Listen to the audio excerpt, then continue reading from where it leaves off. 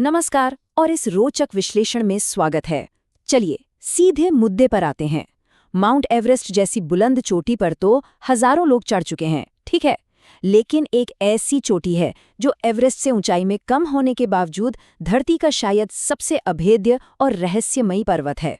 करीब 6,718 मीटर ऊंचा कैलाश पर्वत आज तक किसी भी आम इंसान की पहुंच से बाहर क्यों है? यह एक ऐसा सवाल है जो सदियों से सभी को हैरान करता आया है। इसका मूल रहस्य वैज्ञानिक अनियमितताओं और प्राचीन आध्यात्मिक मान्यताओं के बीच का एक बहुत ही अद्भुत संगम है।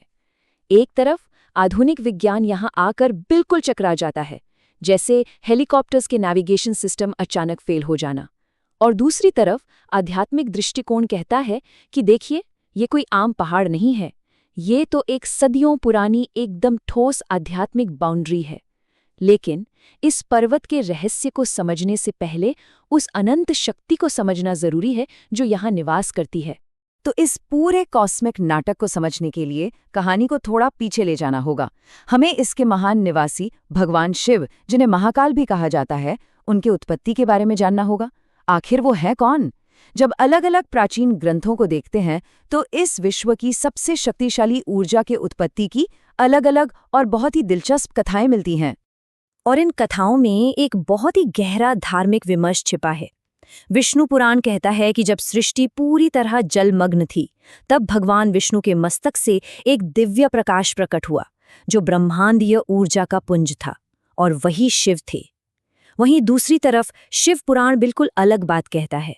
उसके अनुसार शिव ध्यान में थे और उनसे विष्णु का प्रकट्य हुआ, क्योंकि शिव तो अनंत हैं और वही आदि हैं। देखा जाए तो दोनों ही ग्रंथ अपने अपने दृष्टिकोण से इन महान शक्तियों का निष्पक्ष वर्णन करते हैं। इन्हीं अलग अलग मान्यताओं के बीच एक प्राचीन विवाद का जिक्र आता है, जहां ब्रह्मा और विष्णु के बीच सर्वोच्च शक्ति को लेकर चर्चा हुई। तभी आकाश में एक अनंत अग्नि स्तंभ प्रकट हो गया। ब्रह्मा जी ने हंस बनकर ऊपर का छोर खोजना चाहा और विष्णु जी ने वराह रूप में नीचे का छोर। लेकिन पता है क्या हुआ? दोनों ही स्तंभ का आदि या अंत नहीं ढूंढ पाए। अंत में उस विशाल स्तंभ से शिव प्रकट हुए, जिसने ये साबित किया कि वो स्वयंभू हैं, यानी बिना किसी शुरुआत या अंत के स्वयं से प्रकट होने वाली एक महान कॉस्मिक ऊर्जा। अब यहाँ सबसे दिलचस्प बात यह है कि कैसे शिव की इस अनंत आकारहीन ऊर्जा को आम समझ के लिए भौतिक प्रतीकों में बदल दिया गया है। उनका हर एक प्रतीक ले लीजिए, गले में वसुकी नाग, मस्तक पर चंद्रमा, शरीर पर भस्म, हाथ में त्रिशूल और डमरू। ये सब सिर्फ कहानियां नहीं हैं, बल्कि ब्रह्मांड के नियम दर्शाते हैं। चलिए इनमें से कुछ प्रतीकों को थोड़ा करीब से देखते हैं। सबसे पहले भस्मा यानी राख। एक कथा के अनुसार आर्षि प्रणत नाम के एक ऋषि थे, जिन्हें इस बात का भयानक घमंड हो गया था कि उनके शरीर से खून की जगह पवित्र वनस्पति का रस बहता है। उनके इस अहंकार को तोड़ने के लिए शिव एक वृद्ध सन्यासी के रूप में आए और उन्होंने सिखाया कि शरीर चाहे जैसा भी हो, आखिरी सच तो भस्मा ही है। भस्मा लिटरली इस बात का सबसे शुद्ध प्रतीक है कि सब कुछ नश्वर है, और यही परम सच्चाई शिव अपने शरीर पर धारण करते हैं। भस्म के बाद अगला अहम प्रतीक है त्रिशूल, और यह बहुत ही बेहतरीन ढंग से कॉस्मिक संतुलन के नियम को दर्शाता है। इसे भगवान विश्वकर्मा ने सूर्य की प्रचंड ऊर्जा से बनाया था। इसके 3 छोर 3 विशाल शक्तियों का प्रतीक हैं: सृजन, पालन और संहार। जब शिव अपना त्रिशूल उठाते हैं तो एक परफेक्ट कॉस्मिक संतुलन बनता है। मानिए या ना मानिए, यह सृष्टि के रूल ऑफ 3 का सबसे प्रबल उदाहरण है। चलिए थोड़ा आगे बढ़ते हैं और देखते हैं कि ये सारा रहस्य कैलाश पर्वत के भौतिक क्षेत्र से कैसे जुड़ता है।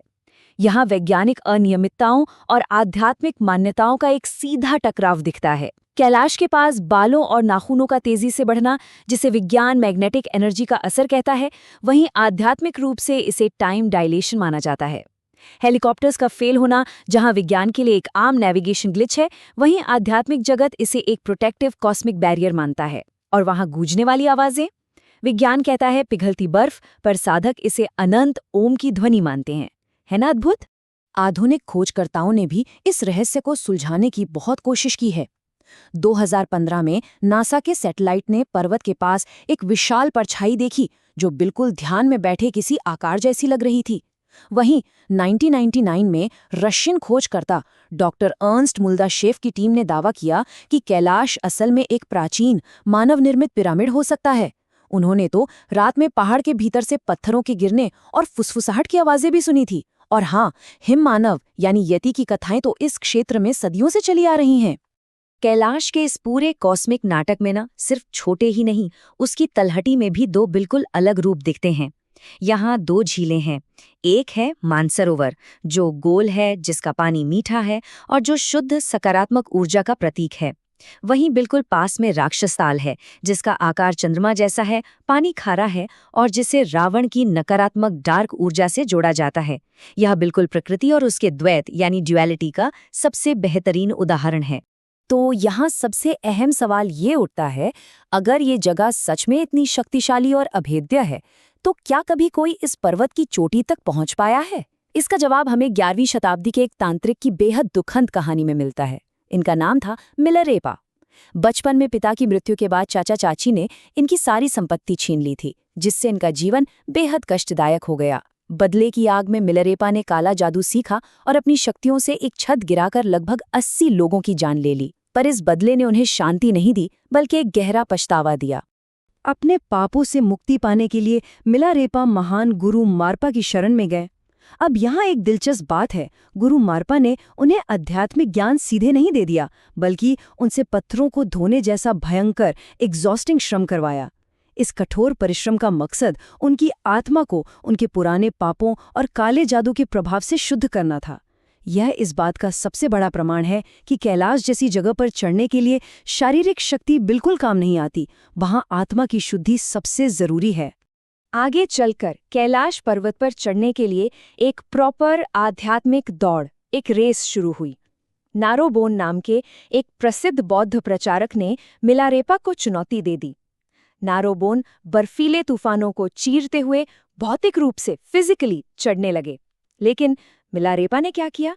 उन्होंने सिर्फ ध्यान लगाया और जैसे ही सूर्य की पहली किरण आई, मिलारेपा उस किरण पर सवार होकर ध्यान की शक्ति से नारोबोन से पहले सीधे चोटी पर पहुंच गए। वहां चोटी पर जो उन्होंने अनुभव किया ना, वो आम शब्दों में बयान ही नहीं किया जा सकता। चोटी से लौटने के बाद मिलारेपा ने एक कड़ी चेतावनी दी। उन्होंने कहा कि कैलाश साधारण मनुष्यों के लिए नहीं है, या महादेव का निवास है, और यहाँ चढ़ने का प्रयास करना शिव की तपस्या में विघ्न डालने जैसा बड़ा पाप है। उनका ये कथन आज भी एक भय और आश्चर्य पैदा करता है और ये साफ साफ समझाता है कि यह पहाड़ आज भी अछूता क्यों है।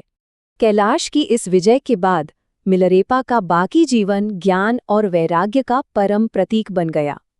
उन्होंने अपने ध्यान और अनुभवों को दर्शाते हुए 1 लाख से अधिक गीत रचे, और उनका अंत भी कम हैरतअंगेज नहीं था। एक ईर्ष्यालु पंडित ने उन्हें मारने के लिए विष मिला हुआ दही भेजा। सब कुछ जानते हुए भी एक पूर्ण अनासक्ति यानी टोटल डिटैचमेंट के साथ उन्होंने वह विषैला दही ग्रहण कर लिया और शांति से अपना भौतिक शरीर त्याग दिया। तो इस पूरे विश्लेषण के बाद एक बहुत ही बड़ा प्रश्न खड़ा हो जाता है।